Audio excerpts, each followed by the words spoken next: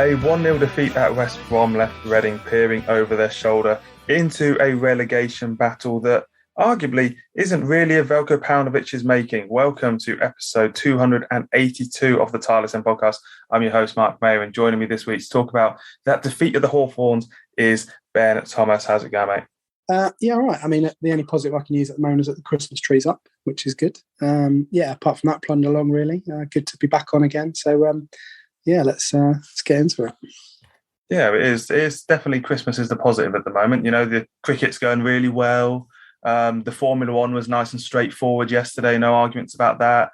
The Champions League draw early on today, there was no controversy in that whatsoever. So at least, you know, we've got something to look forward to at the moment.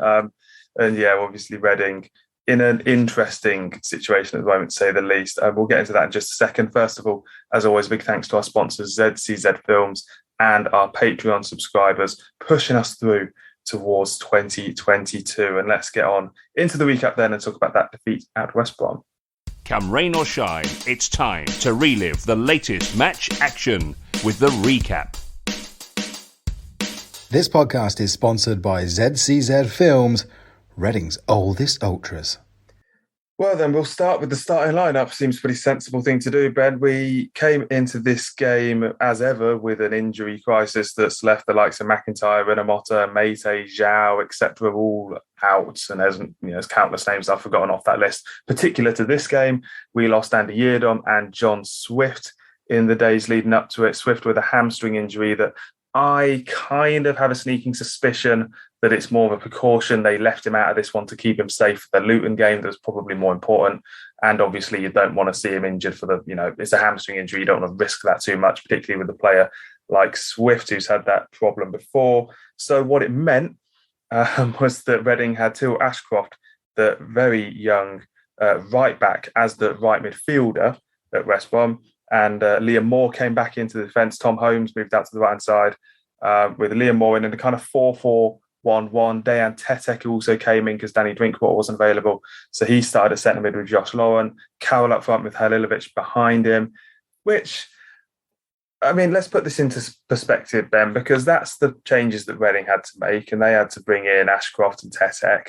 West Brom had a COVID outbreak, which ruled out 3 of their centre-backs. And they put Jake Livermore at centre-back as a result of that. Now, just from the start of that, obviously West Brom had to do other things, but, just from the start of that, it just shows to me that this was a game from the very outset Reading had very, very little chance to do well in, because when we have a problem, we put in I think he's 17 or 18-year-old right back into right midfield in, I think, his second championship start. When they have a problem, they put Championship / Premier League quality players slightly out of position, and we just can't do that.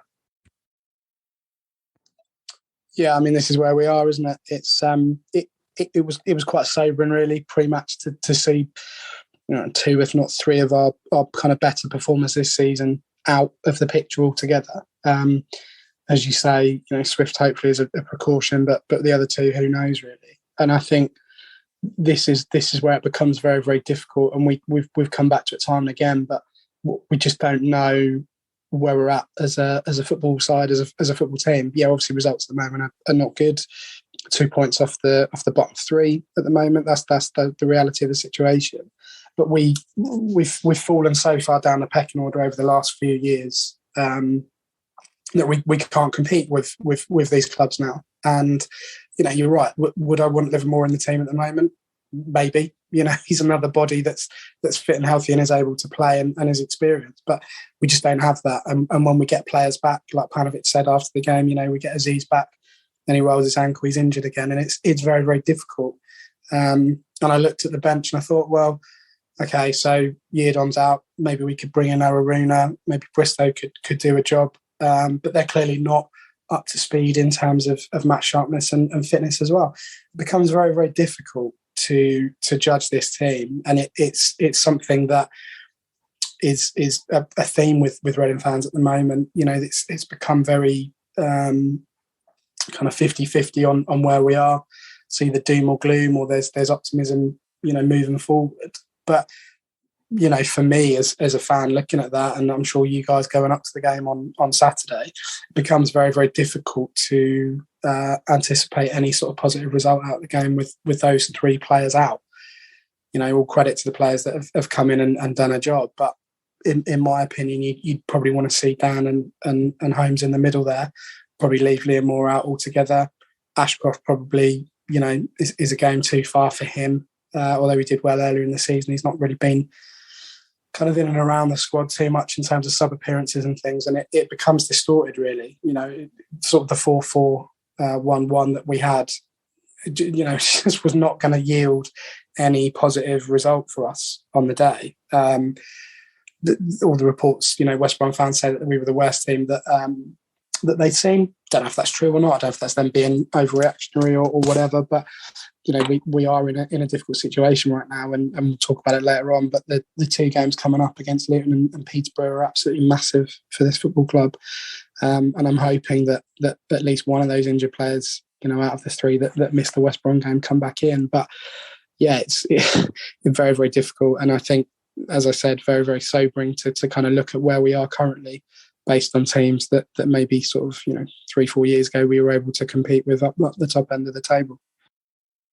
Yeah, I'm not too fussed about whether West Brom fans think we're bad or not. I don't really care what Middlesbrough fans think of Bristol City, so why would I care what West Brom fans think of Reading? So what I would say is that Luke Southwood definitely was not the worst goalkeeper they've seen at the Hawthorns this season. Bouncing back from that Hull error, he was very good. It has to be said, made a number of not a lot of saves that you'd say were absolutely world-class, but good saves that, it's especially after his whole performance, you want to see him make a good bounce-back performance, and that's exactly what he did. He was Reading's best player. As for everyone else, well, I think it was just a case that for the first half, Reading really didn't know what to do in possession. Their game plan was obviously to break out. Dele Bashiru had a good chance towards the end of the first half that he just didn't do well with. He actually had a very good chance at the end of the second half that he didn't do very well with.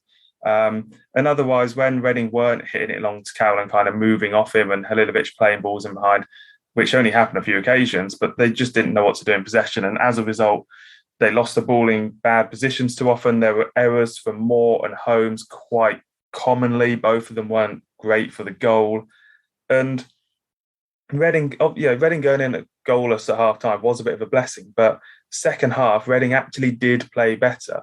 This is the thing when the onus on Veljko Paunovic for this result. Firstly, it's not Paunovic's fault that Reading are now 2 points off the drop zone specifically, because if you actually take off the 6-point deduction that we've got at the moment, we're slap bang in mid-table, 8 points off the drop and 8 points off the playoffs. So I don't particularly think this is a Paunovic problem at the moment.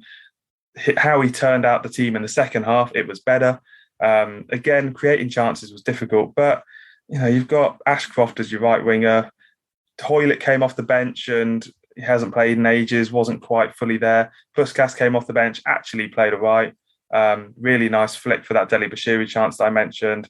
Cowell, actually, the one chance that Andy Cowell did get to kind of unleash a 90-mile-per-hour shot on his left foot in the area, he turned down, he kind of jinked and then lost possession. So these things that went against Reading, they had to, as any Reading fan knows, they had to take any chance they had to win this game, and they simply didn't do that. And whether that's the manager or the players or both or whatever, I just think that it's probably not the game to get angry at in a way, is it? Because if you get angry at this game, then I don't know how you're reacting to Sheffield United. I don't know how you're reacting to Blackpool at home, because those are the points that we've dropped this season that we should be dropping. And I just think that this game is almost, it just fits it fits the pattern, fits the narrative much better.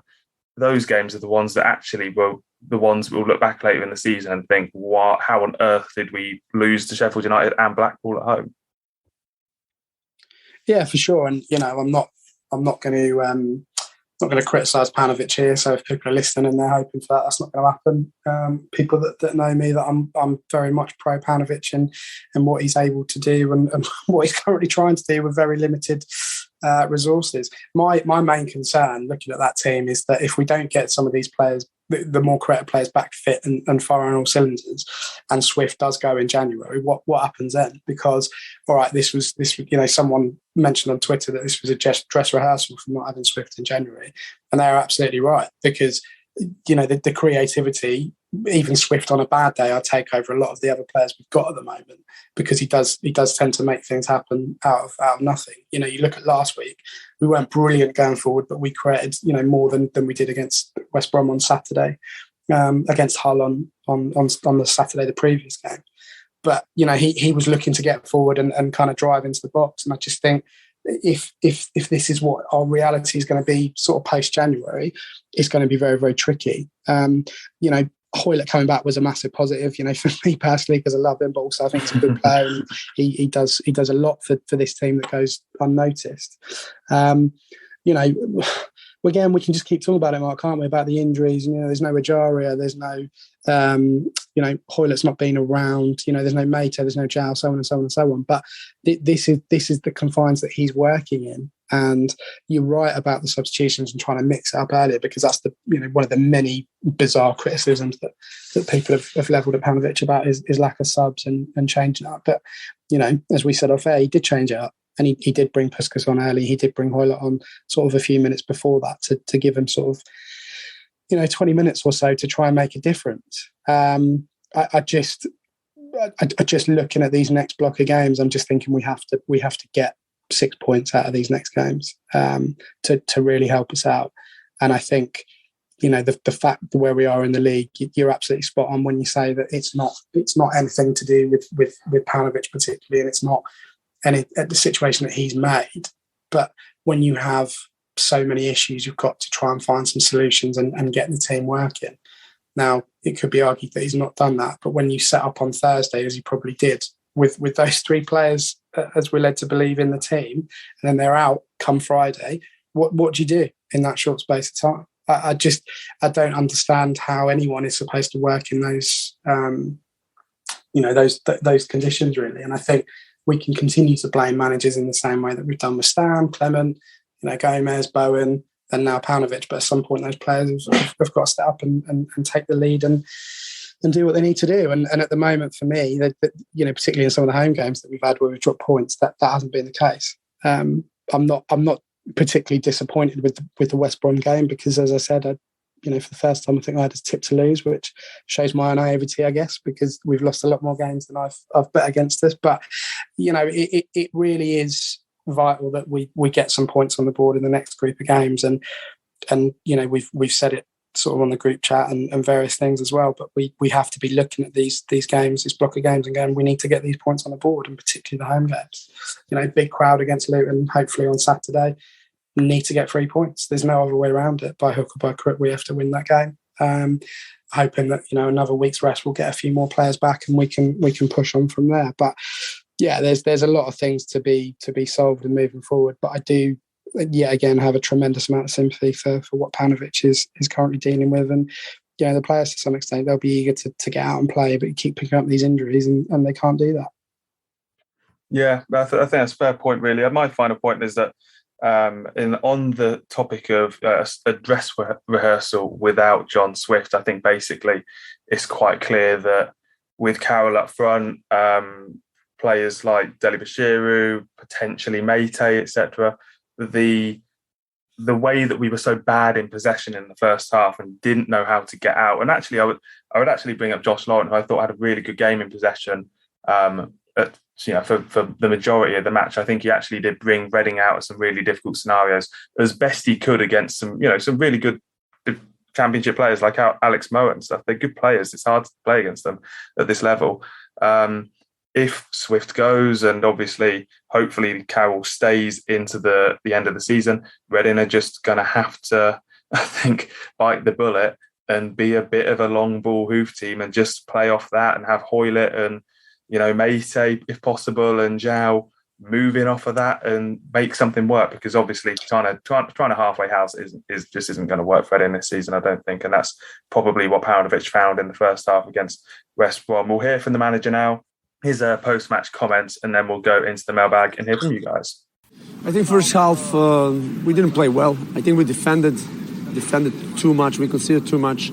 although we went to the halftime with a 0-0, I wasn't happy with what I've seen there. So I think it worked well, the adjustments we made, and the most importantly, the adjustment in the mentality.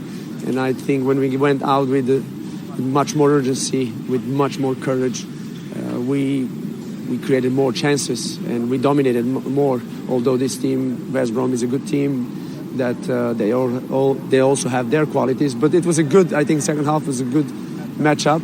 Unfortunately, we created chances. One in the first half, which was a big chance. Tom Dele didn't convert, and in the second half, also him, and maybe a few more occasions where we were very close or we just missed the final pass. So those are positive things, but we have to learn, or we already learned our lessons. We have to convert. For all the latest Reading news, analysis and opinion, visit the website at thetilehurstend.com. So, Ped, we're the first person to tweet us in at the Tilehurst End Twitter. We always put our question before the podcast for you guys to get in your thoughts, and we'll answer any questions and opinions that come in to the show. He's saying positivity quickly evaporating in the TTE ranks, plenty of options as a replacement, and don't buy the whole who would want to come here excuse. That's regarding Paunovic. I think Dave or Simeon would have got a shot on target out of our team yesterday. Well, I mean, I think it's certainly, amongst the TT ranks, there's definitely a broad range of opinion. I can say that we were talking to each other after the game, and some of us more angry about the result than others, and some people think that we're heading relegation, some people don't. So I think that's as you'd expect, really. But in terms of it says options as a replacement, and actually I'll bring in the other questions on this matter now. Somerset Royal thing, who do you think are realistic potential replacements for Pauno, if any? Simon Povey saying, let's say we get rid of Pauno, do you trust Mr. Dyke and his bunch of quote-unquote hangers-on to make the correct decision on a replacement? Because I don't. Who would you want to come here? And only someone we've never heard of, or who would want to come here, sorry, only someone we've never heard of, which is what we've already got.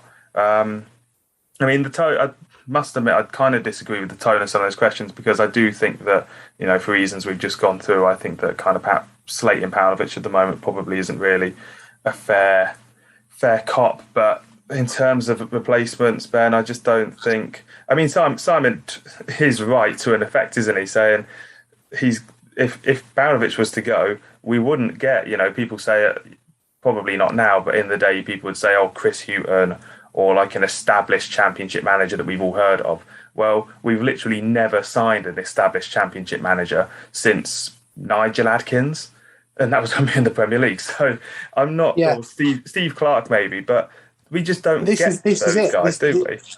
This is the bizarre thing. I mean, it would just be great to get for a podcast about talk about, the managerial, imaginary merry-go-round, really, but it is what it is, to quote a phrase that I'm sure he didn't mean in that context, but everyone sort of jumped on him for it, really.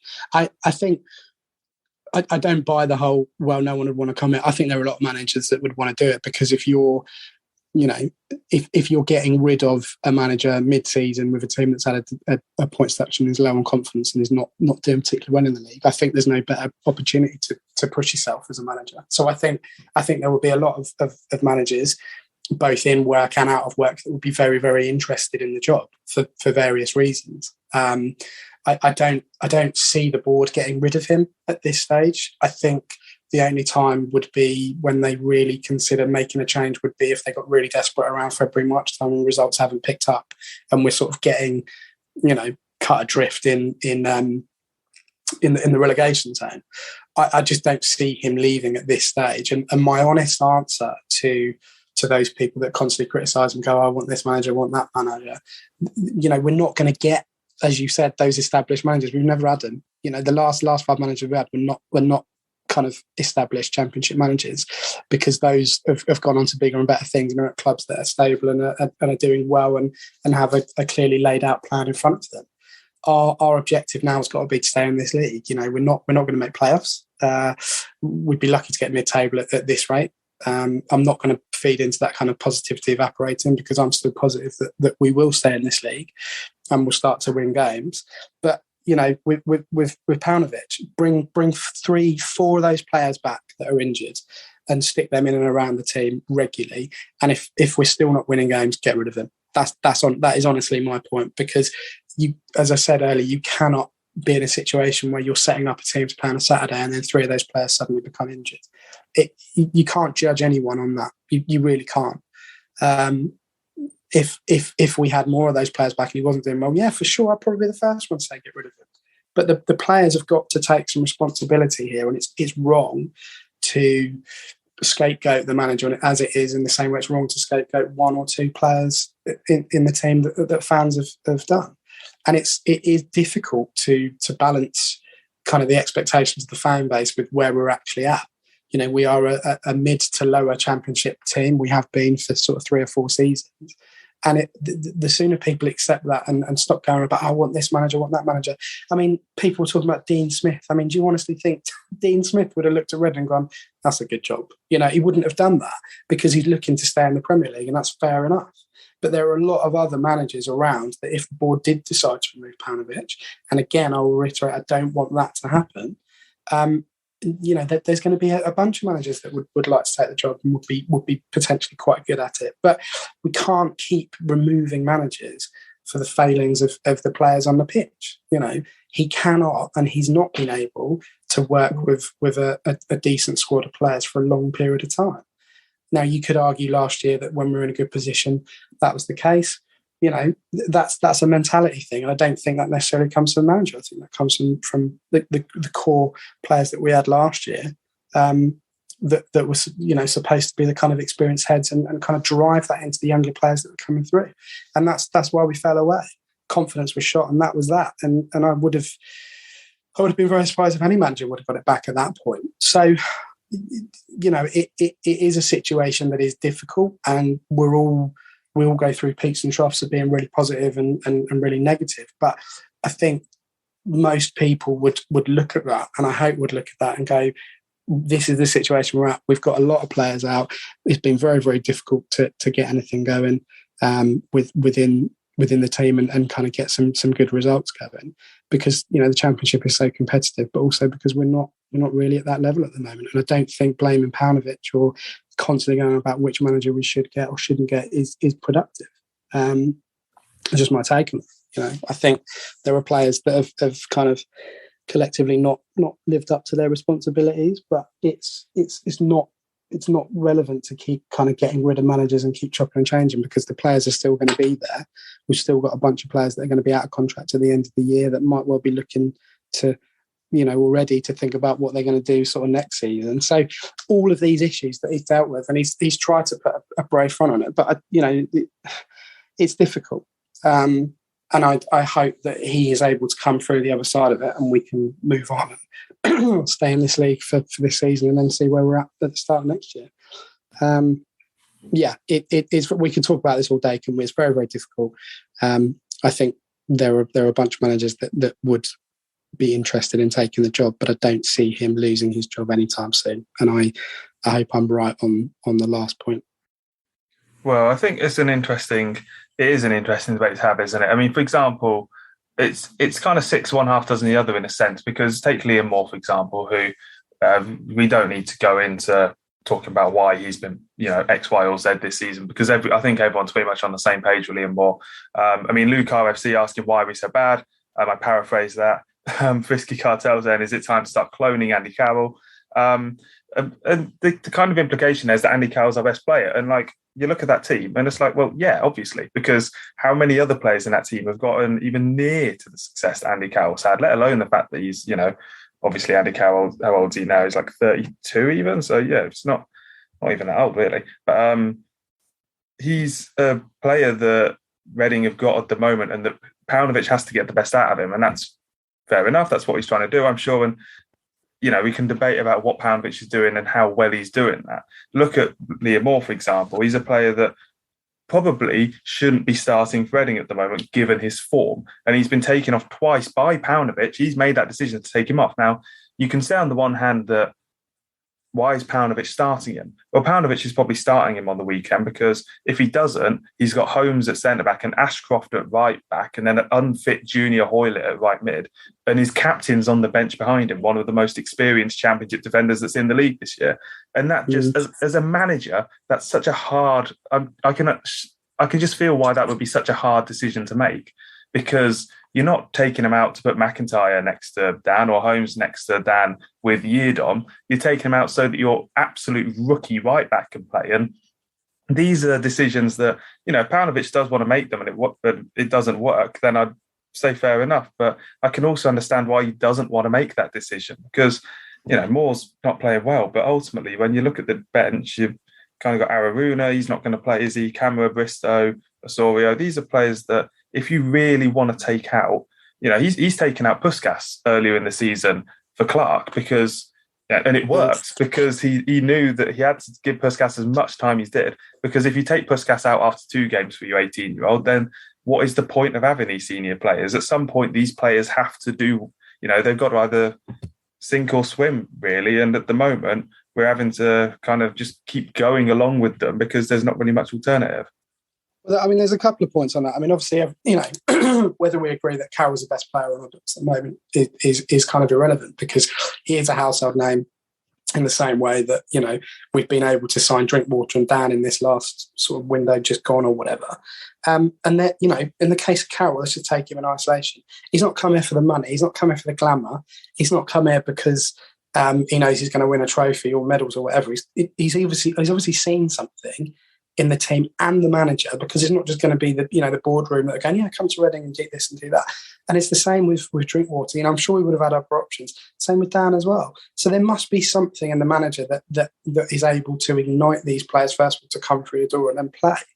And this is what I don't understand is this constant criticism. He doesn't do this, doesn't do that, but he's getting these players in. He's been able to bring in players on a limited budget.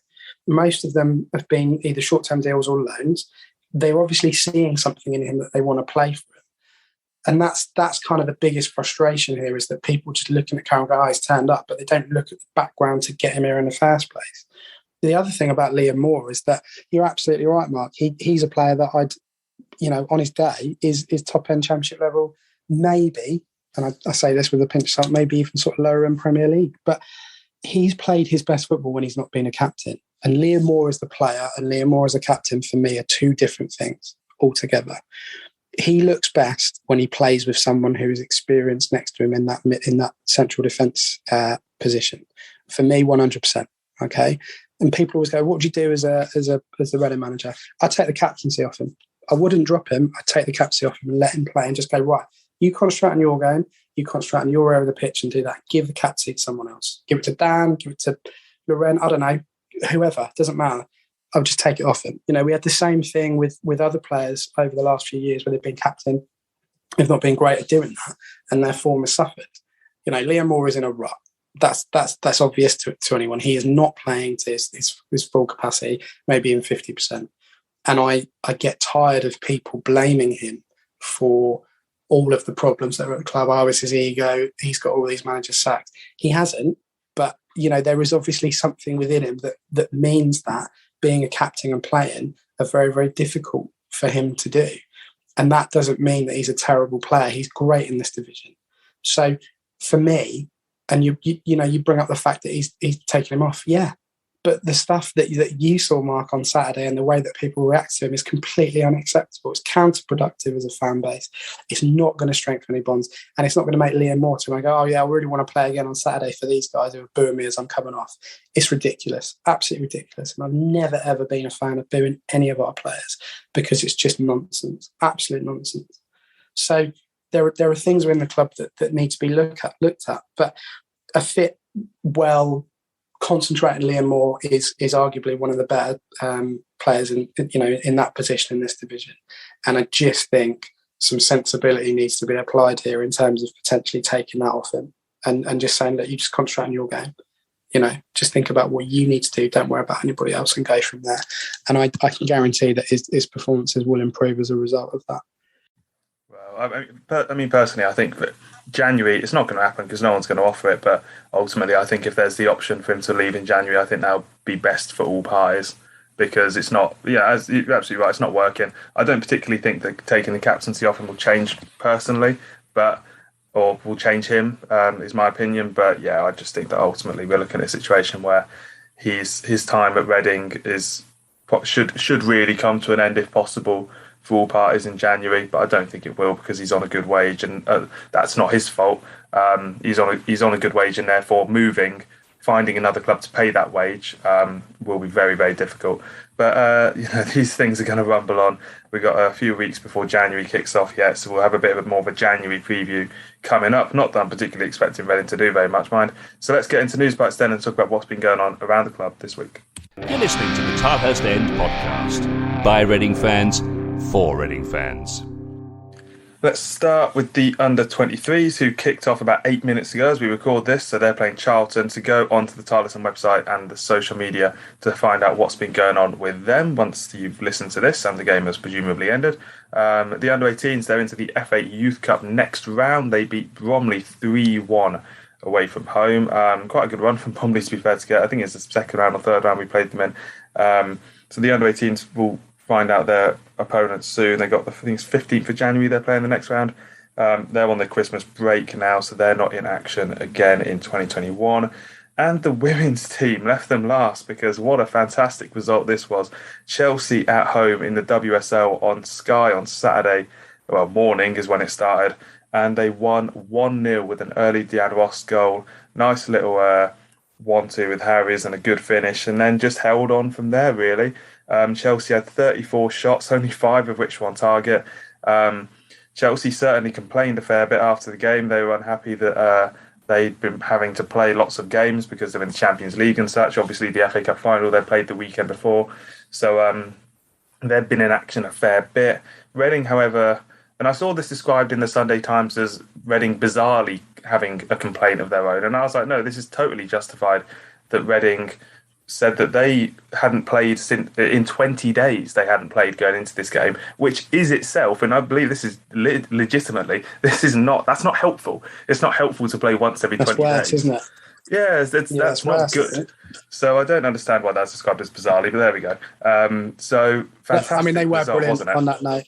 They were just absolutely fantastic, and I couldn't get down to the stadium, but I watched it and I just thought it was phenomenal, absolutely brilliant. And the job that Kelly Chambers has done, to turn that kind of dreadful early season form around has just been absolutely phenomenal. It really has. And I know she won. Well, I say she won. She was the name that obviously goes on the Manager of the Month trophy, but she was very quick and rightly so to praise all of her backroom staff. But yeah, they're playing with confidence. They got swagger about them. I mean, that Deanne Rose goal was just brilliant. I mean, terrible defending, I have to say, because it completely lost the women there on the run through. But fantastic finish, and just the perseverance to get through.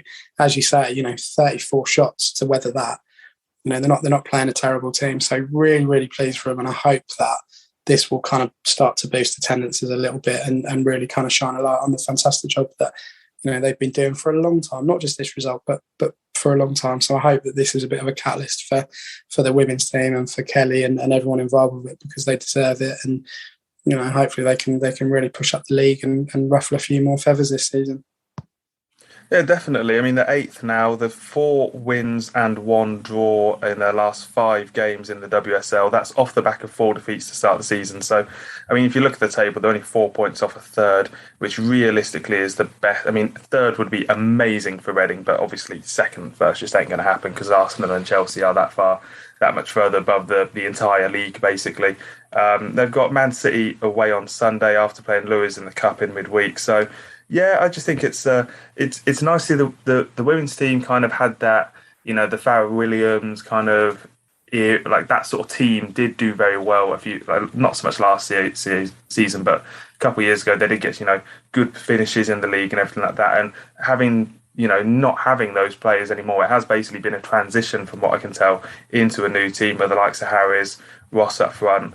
And yeah, it seems to be picking up a bit of momentum. So definitely keep an eye on the next couple games this week.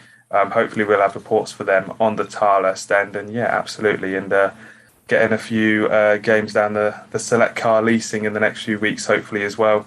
The next home game is actually on the 9th of January. That's Leicester at home, and Leicester at bottom of the league, so it could be a good win, that one. And then we got Arsenal. So, big games coming up for the women's team. Massive result. I think Chelsea weren't happy about it, which is always fantastic to ruffle those feathers, as you say. So, we'll keep an eye on how that goes in the next few weeks. And, well, it's a big old game at the Select Car Leasing on Saturday. It's Luton at home. Let's talk about that now. Be loud and be proud and back the boys and make some noise. Come on, you Rs! Shout out to this week's podcast sponsor, ZCZ Films, showing that age is no barrier to being a hula hoop. The 150th anniversary game for Reading takes place on Saturday. It's looking like a good crowd as well. It wasn't the easiest game to get tickets for, what I was looking at. But yeah, definitely looks like a good crowd for Luton at home. 3 p.m. kickoff, as you'd expect. And Ben, firstly on Luton, they've been very mid-table, which is, I would say is actually really good for them. They've signed relatively astutely in the summer, a lot of early free agents and stuff like that. They got a record of 7 wins, 8 draws and 7 defeats. So, absolute slap bang in the middle, which credit to them. That's not a bad position to be in at all, and certainly means that this is going to be not an easy game for Reading. No, and I think we've been bitten before, haven't we, with these kind of celebration games? We had Yeovil a couple of years ago, didn't we? And that all went. Or was it Burton Albion? It was Burton Albion, wasn't it? When it all went horribly wrong as well. Yeah, is that the anniversary of the stadium, wasn't it? Yeah, and that was just like, oh god, and you just hope it doesn't happen again, really. Look, Luton have got some great players. You look at their squad. They've got Cameron Jerome in there, Lansbury, Adebayo, obviously Osho, who I was very disappointed didn't stay. Tom Lockyer, Welsh international. So there's a lot of players there that you think, well, all right, they could do a job. And as you say, they've done really, really well this year. With all due respect to them, for them, I would imagine that they've probably outdone themselves based on what they're, looking at what some of their fans said sort of pre-season about where they're expected to be. So absolute credit to them. But regardless, it's a game we have to win. And it's going to be very, very difficult to gloss over it if we don't win. Heading into Peterborough and Boxing Day as well. These are 2 games we've got to win. So whatever happens, whatever the crowd is, whatever's going on with the celebrations, the players have just got to concentrate on getting those 3 points.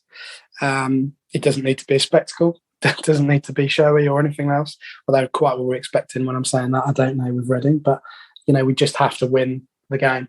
And I really, really hope for everyone involved that we can sort of head into Christmas a little bit happier as Reading fans and kind of move forward from there. But it's not going to be easy. They've had some great results this season. They know how to play. They've got a very clearly defined system in place. Good manager in terms of getting them motivated, working with the constraints that they've got. So, yeah, we'll have to see. Yeah, Reading haven't actually won at home since the 1-0 win over Barnsley, so that's 5 in a row without a win at the SCLS. But I mean, really, we played well enough to beat Hull last time out. Blackpool was just one of those games. I think Bournemouth, we didn't play too badly and lost, and Forest again could have been different on the day, and Sheffield United, well, I'm not going to defend that performance at all. So really, for Reading to get the best out of this result, then what do we think they need to do?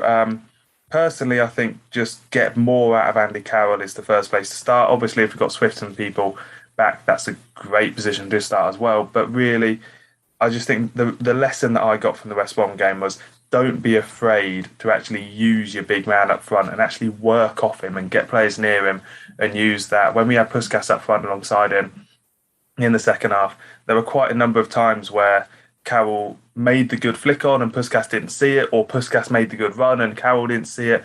And getting something like that going and just working on that, that kind of direct approach, I think is really going to suit Reading, because certainly, we don't want to find ourselves being, pressed out of the game and caught in possession, all that sort of stuff. And certainly Luton are going to come out with a lot of confidence. They are going to come out thinking that they can get a result, because they can. So prediction-wise then, I think I'm probably going to be positive and say with the crowd and everything behind us, I'm going to go for a 2-1 Reading win. I'm going to go 2-0 Reading win. I'd like to see us play 2 up top. just get behind them a little bit, be a little bit more adventurous, be a little bit braver in the final third. The only issue with that is that if they do that early and things don't come off, it's the reaction of the fans that could dictate how the game goes, really, because what you don't want is kind of frustrations boiling over, or that kind of negativity from the stands getting onto the pitch, really. An early goal would be brilliant for us. That would settle everyone down. But, this is the Championship we're talking about. So I just hope that we get the 3 points. I can't sort of reiterate that enough, really. So I'm going to go 2-0 Reading, and that will see us nicely into Christmas and to, hopefully another winnable game away to Peterborough on Boxing Day. Yeah, absolutely. It is worth mentioning, actually, as you say, that because Christmas being on a Saturday this season does mean that we have Peterborough on Boxing Day after the Luton game, and then kind of looking ahead through the Christmas period. On the 29th, we were at home to Fulham. On the 3rd of January, we're at home to Derby. And we've not actually spoken a quick word on the fact we've been drawn away to Kidderminster in the FA Cup third round on the 8th of January. Why that game isn't on TV, I don't know. But, it's where the world, sadly. But should be a good game nonetheless. And we'll be talking about it obviously a bit close to the time, and what sort of form Reading approach that game might well determine whether we fancy having a go at it or throwing the kids out for it. Prediction League wise, just to update you, because I think we've been a bit slack lately on keeping up to date with the Prediction League. Nobody got the Swansea win, no one got a point for Swansea. Hull, a couple of people got draws. Sim and Ollie picked up the draw for Hull. West Brom, much more successful, amazingly, with the defeat at the Hawthorns. I picked up a point, as did Ben and Westy. Ollie picked up the 3 points after getting 1-0. So what it means is that Westy's leading the league on 21 points. Ollie is second on 18. Adam on 16.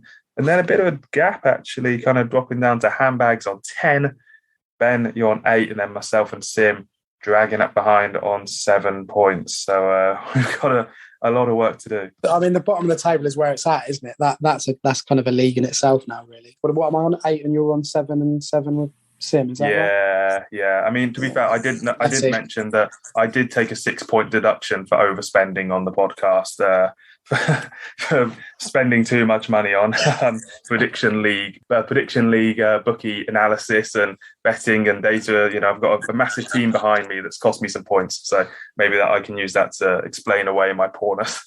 Right then, it's been a pleasure as always, Ben, for having you on. Thank you very much for popping on this afternoon. No, pleasure, Mark. No problem at all. And have a good week, everyone. And we'll see you down the Select Car Leasing Stadium on Saturday. Absolutely, that 150th anniversary game. No doubt the club will be pulling out all the stops and everything. And we do have, I don't know how to explain it at the moment because I'm not the person behind it, but Sim, the Tilehurst End editor, is putting together a fanzine for to commemorate the anniversary as well. So look out for that, and the details of that will be on social media and everything in the coming days, hopefully. What it does mean is that the next time we speak to you will be our Christmas special coming after the Luton game, but before the Peterborough game. Hopefully we'll have some good awards and everything like that to hand out as the end of year approaches. So that'll be the next time we speak to you. Then we'll be on to our Christmas break, as you can expect, and we'll be back after probably after the Derby game following that. So it is getting to that sort of that time of year, really, where Reading certainly want to be picking up some points to go into the Christmas break with a bit more cheer. Hopefully that can happen on Saturday. And thank you very much for listening. And as always, come on, you Ars.